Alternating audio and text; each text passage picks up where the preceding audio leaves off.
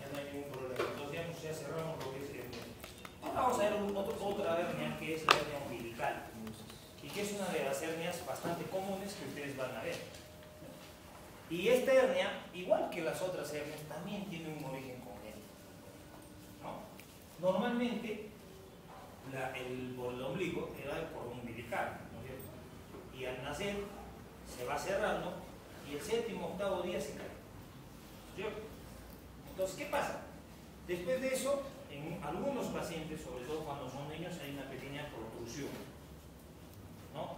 Y uno lo ve a un niñito, sobre todo a los recién nacidos, con una protrusión importante, una hernia umbilical importante, ¿no?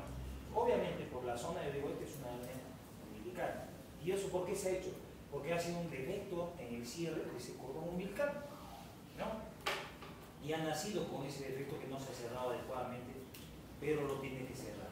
Entonces normalmente ustedes, si ven en un niño, por ejemplo, una hernia, ¿qué es lo que hacen?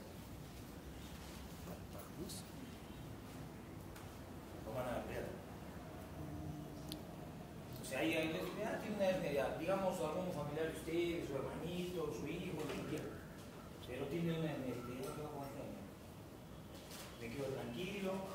Hay que esperar, ¿no? Hay que esperar un poco. ¿Se va a cerrar? ¿No se va a cerrar? Hay que esperar.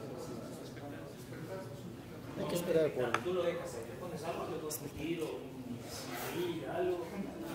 Porque una silla, te pones un tirito y te pones, no se va a salir.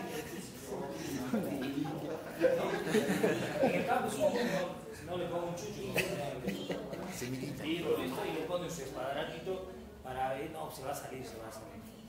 ¿Qué pasa con esas hernias normalmente? La mayoría de los chiquitos cuando nacen en el escordeles tienen un poquito de hernia y alguno más notorio que otro, ¿no es cierto?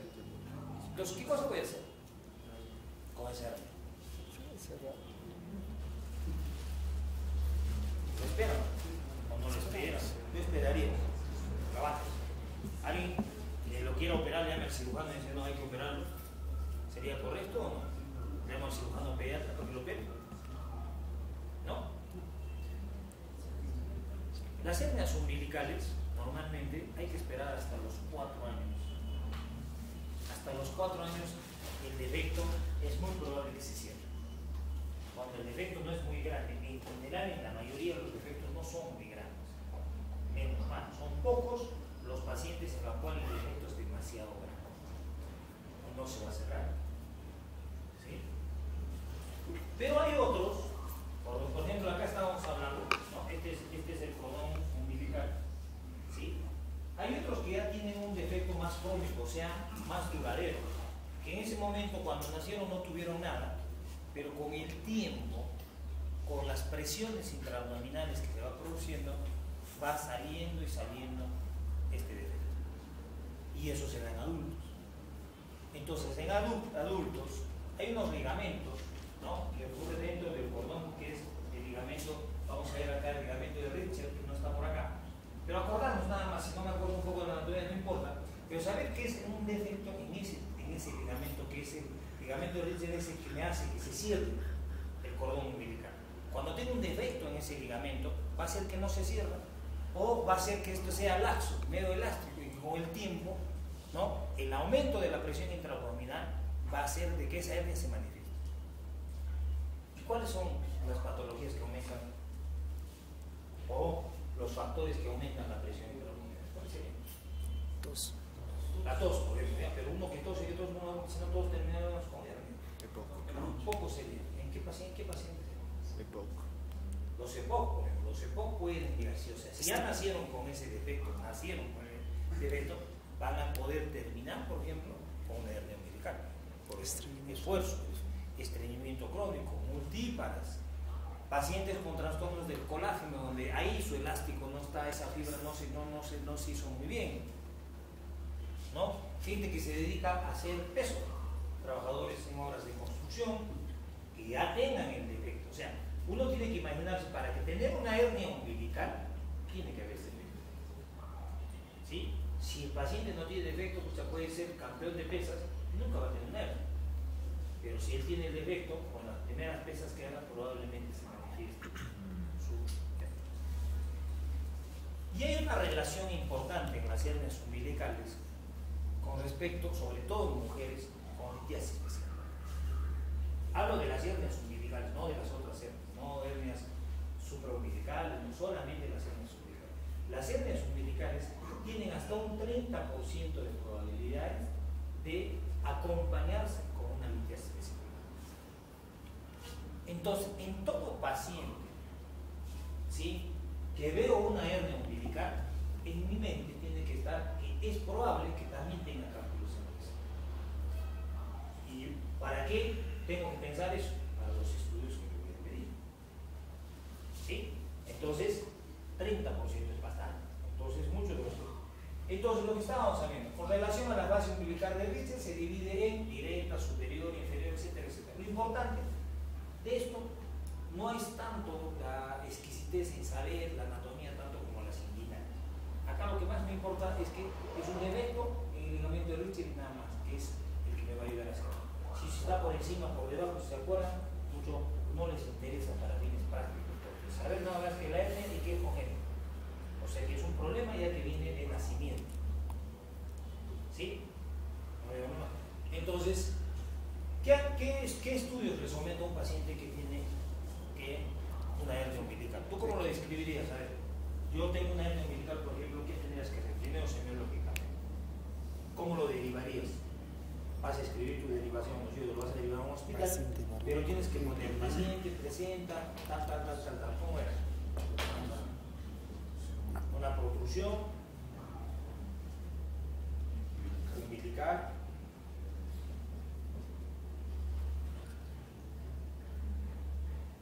Ayúdale. Protrusión umbilical, ahí se quedó. Punto aparte y te pasa el papel a ti porque tienes que patinar.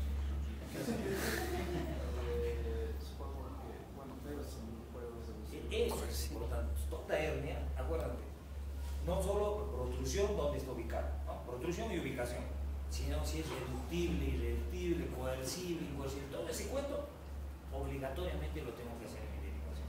¿Sí? Entonces siempre, la hernia, en este caso protrusión umbilical, reductible, no reductible, coercible o incoercible, etcétera, etcétera, etcétera. Si no se puede reducir y el paciente está con dolor, ya tiene una complicación, entonces podría hablar ahí tumoración umbilical no reductible, ya, con escoriación, o mejor dicho, con enrojecimiento, o rubor, o calor alrededor de la zona, etcétera, etcétera, cuando se está estrangulando. ¿Eh? Se describe eso.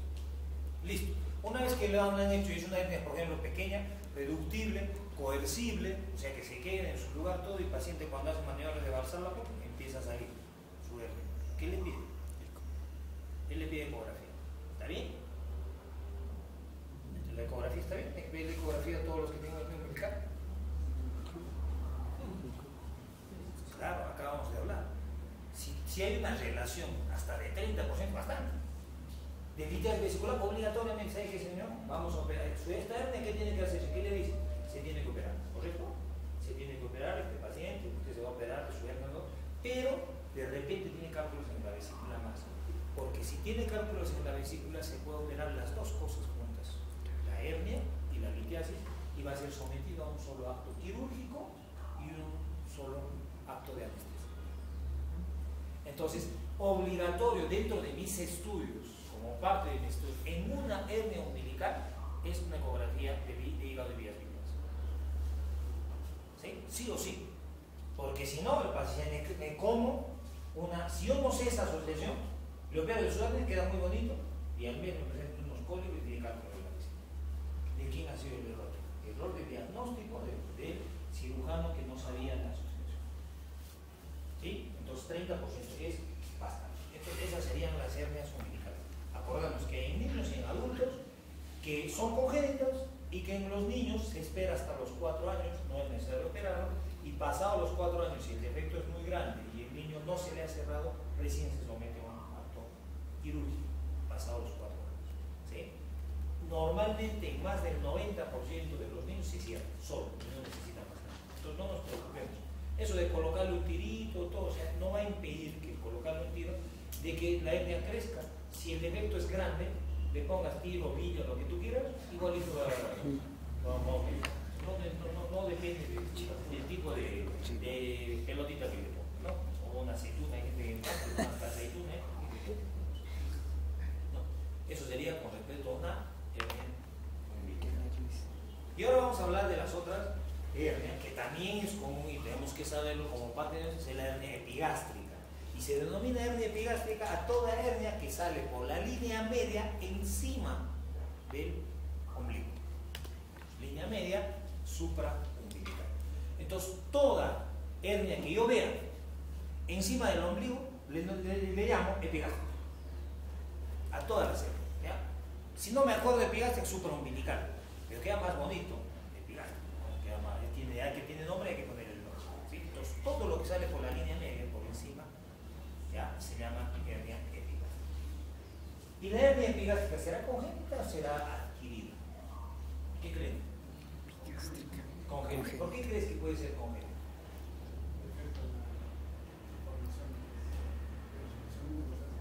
Defecto en el cruzamiento de las aponeuroses, de las fibras aponeurales. ¿Estaría bien? ¿Es cierto? ¿Qué creen? ¿Estará correcto lo que dice? Debe ser un defecto. ¿O no? No te serviría que es físico. Una pizarra. No. ¿Quién? Pero papelote. ¿Cuándo se maquilla? En la mesa no hay. En la pared, mano. Ya. Entonces, las hernias epigástricas, ahorita vamos a ver dónde. Aquí hay una cosa blanca, es esa. En el vidrio. En el vidrio también. Volteamos todos. Esa.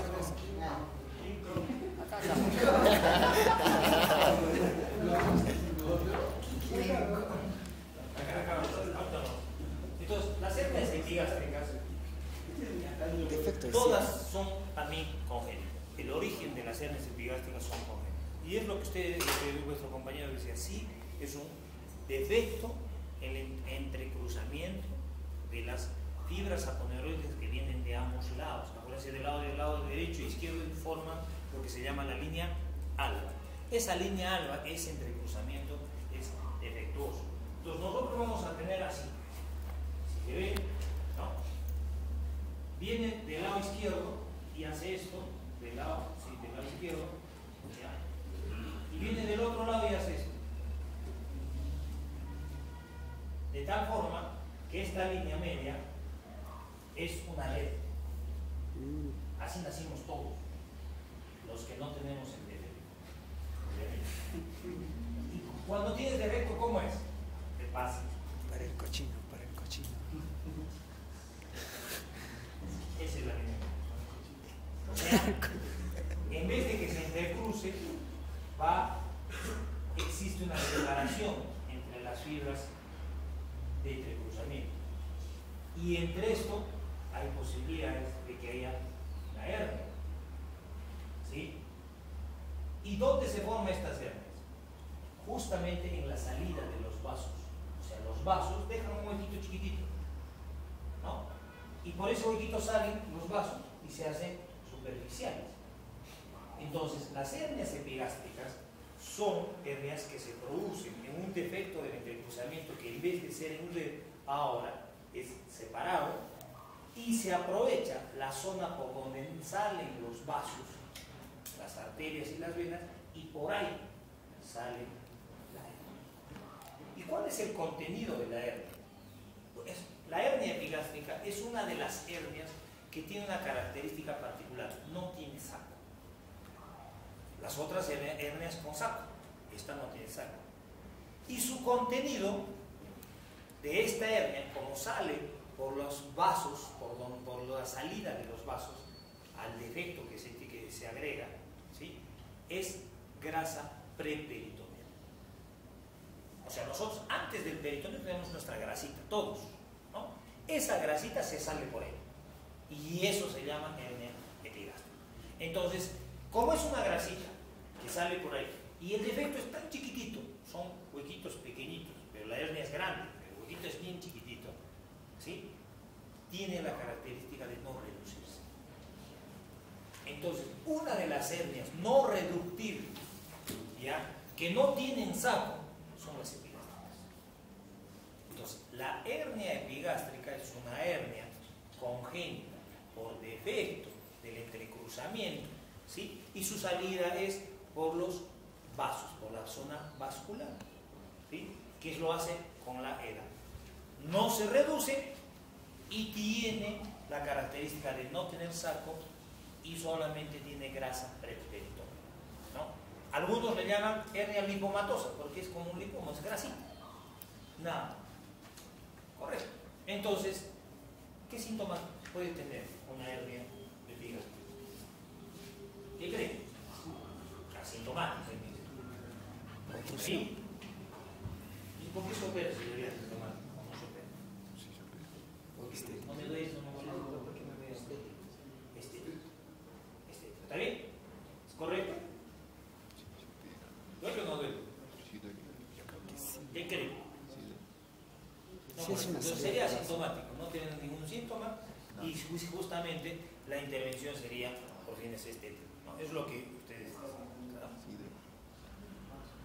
La hernia epigástrica sí molesta.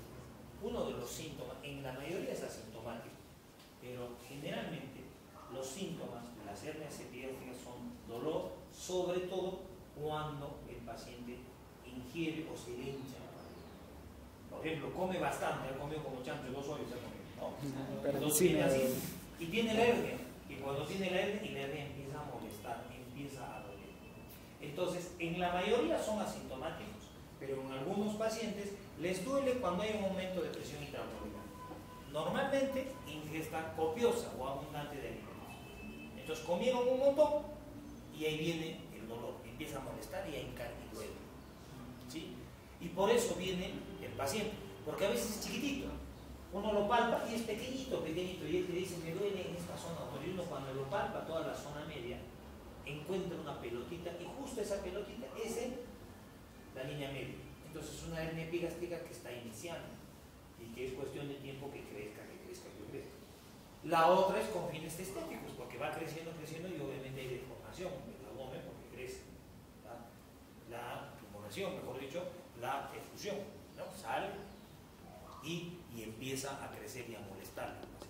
Entonces, una vez que hago el diagnóstico, veo la hernia, sé que no se va a reducir, entonces lo voy a describir. Una hernia epigástrica o protrusión supraumbilical o epigástrica, ¿no?, irreductible. Y al poner el nombre irreductible quiere decir que no tiene nada que ver con coercible e incoercible, porque las únicas que son coercibles e incoercibles son las que se reducen, ¿no es cierto? Entonces, ¿yo qué tengo que decir? Paciente que tiene una protrusión supraumbilical, ¿no?, irreductible, compatible con hernia epigástrica. Tamaño puede ser pequeño, en general son pequeñas la mayoría, y a veces son múltiples, porque justamente se aprovecha la salida de varios vasos, un vaso arriba, superior. Entonces, cuando uno lo tiene que operar cirujano, tiene que a veces buscar toda la pared, porque se come las hernias. Entonces, le opera de una hernia y después el paciente viene con la otra. Y si el doctor me opera, o a veces está bien pegadito, si no lo rebusca bien, a la primera hernia, porque por ahí salió otro vasito, entonces le opera esa hernia y le deja la otra, y el paciente sigue con el mismo problema. ¿Ya? Entonces hay que buscarlo, si no lo buscas te puedes comer más hernias, ¿ya?, porque son chiquititas y son molestas en el paciente y le duele en el paciente. Entonces, ¿qué es lo que hago? Una vez que lo veo al paciente, le pido todo el prequirúrgico, que eso vamos a hacer a todos los pacientes, le pedimos lo mismo, vamos a ver cómo va a ser el prequirúrgico, para eso vamos a hacer una clase, ¿ya? Y una vez que el paciente tiene todo su prequirúrgico, le tengo que decir, señor, usted se tiene que operar, ¿sí? Tanto la hernia umbilical como la hernia epigástrica, hoy en día, los dos dentro de la cirugía, el uso de malla sigue siendo lo mejor. Igual que las hernias inguinales, también en las epigástricas hay que usar una malla. ¿Sí?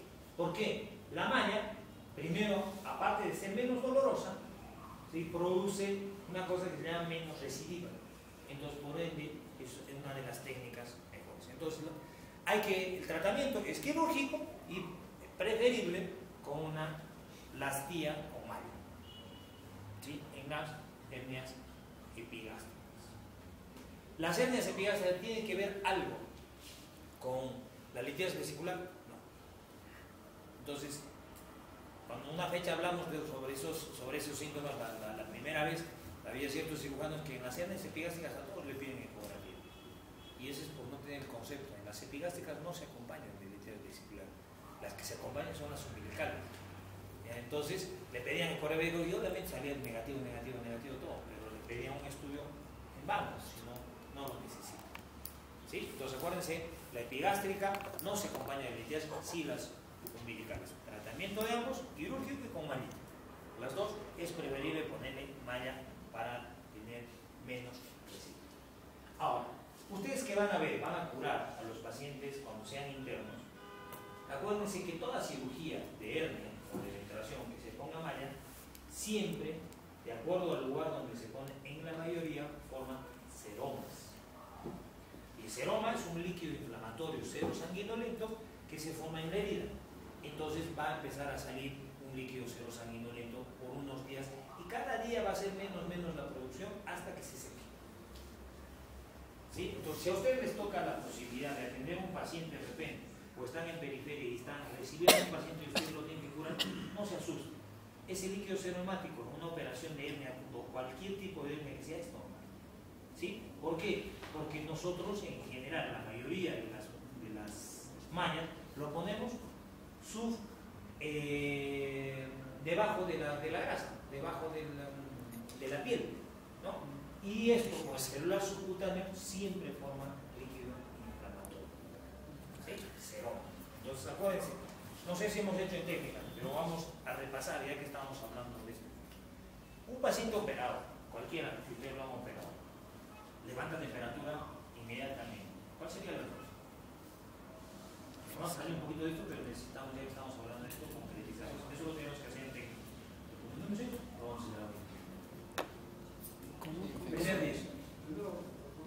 Primer día, o sea, yo agarro, me opero, fiebre. ¿Y qué ha pasado? Entonces ustedes dicen, doctor, el paciente está con fiebre, ¿qué hacen? Se desesperan, se alocan, interconsulta al cirujano, lo llaman al cirujano a su casa, doctor, 2 de la mañana. Su paciente tiene fiebre. No, de acuerdo al carácter del paciente, el cirujano te dirá también y el otro te mandará a rodar, obviamente ya sabe, se acordará de tu abuelito y de tu abuelita. ¿Qué hacemos? ¿Cuál sería la causa? Fiebre, primer día posoperatorio. Por la cirugía misma no aumenta el punto de temperatura. ¿Por qué sería? Por la misma cirugía. Podría ser por la misma cirugía. Pero en general, ¿cuál sería la primera causa? A veces hay cirugías, sobre todo en pacientes que han recibido, o sea, en el primer día uno siempre tiene que pensar un pirógeno, ¿no? Y a veces ese pirógeno es producido porque le han pasado sangre, ¿no? Entonces la sangre nos puede producir el primer día, no nos preocupe, ¿no? Pero eso no es común porque no todos reciben sangre, ¿cierto? Vayamos a lo más común. ¿Cuál sería el primer día? Entonces, ustedes van a irse a operar, digamos, yo voy el primer día posoperatorio, lo reduce, temperatura del paciente. ¿Y ahora? ¿Cuál sería la primera causa?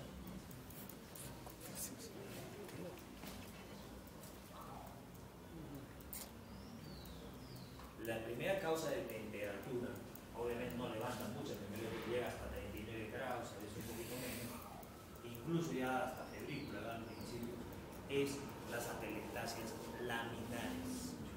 Todo posoperado puede levantar temperatura y es producida una atelectasia laminar. Atelectasia laminar. ¿No? Listo. Pasan 2 días. Digo, tercer día posoperado, el paciente fiebre. Digo, ¿qué ha pasado? ¿Cuál es la causa? El tercer día de fiebre. ¿Segundo o tercer día? Incluso el segundo. El primer día no me levanta fiebre, el segundo ya está levantado. Y el tercero también. ¿Y ahora qué hago? ¿Cuál puede ser? Puede ser una infección. Una infección. ¿De dónde sería la infección? Infección Infección quinto día, creo. Eso es para evolucionar al paciente, porque acuérdense que ustedes van a evolucionar, van a curar y ya tienen que tener idea qué es lo que puede estar pasando con ese paciente. ¿Sí? Ya saben que el primer día no se preocupen, atelectasia laminar, acuérdense la atelectasia laminar no pretenden escucharlo clínicamente. Le van a escuchar, pero tiene que ser, no sé, súper como biónico, como va a poder escuchar, porque ni en la radiografía se ve las atelectasias laminares. Es muy finita, excepto de que sea una super atelectasia. En ese caso ya sería evidente la clínica y obviamente la radiografía, ¿no? Pero es común. Entonces, normalmente en esos pacientes se les hace soplar globitos, se les cuando está, y al día siguiente dejan de tener temperatura. Mejor. Entonces no hay mucho problema. La atelectasia laminar no me va a preocupar. Pero acuérdense, le puedo sacar una placa, pero acuérdense que la radiografía me puede servir para hacer el diagnóstico como no también. O sea, si ustedes no lo ven, no se preocupen. La clínica lo tenía y es muy probable que sea. Muchas atelectasias se ven y otras no, la mayoría no se ven, son muy chiquitas.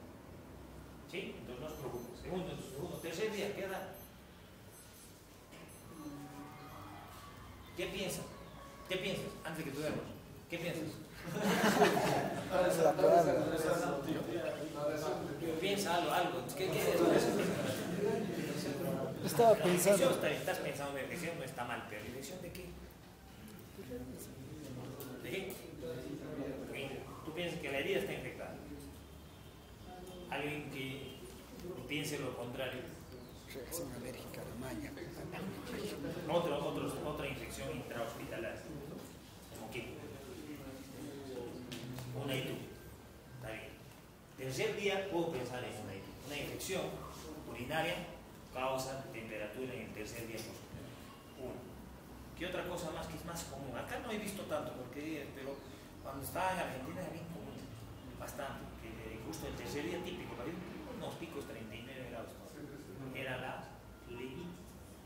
Lugar donde le han puesto el suero. Tercer día. Flebitis.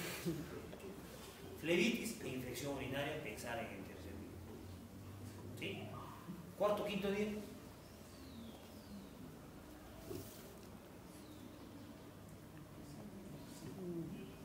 Vamos a ver temperatura. Una neumonía puede llegar a ser. ¿Qué otra cosa? Generalmente en el cuarto y quinto día, los seromas, ahora que estábamos hablando justo de seromas, pueden causar una febrícula 37,5, excepcionalmente te llegan a 38. Normalmente no se suelen infectar los seromas porque tienden a salir, como es líquido bastante acuoso, por algún defecto de la herida que tenga menos presión, por ahí se sale y el paciente empieza, doctor, me ha salido líquido de la herida y se asusta.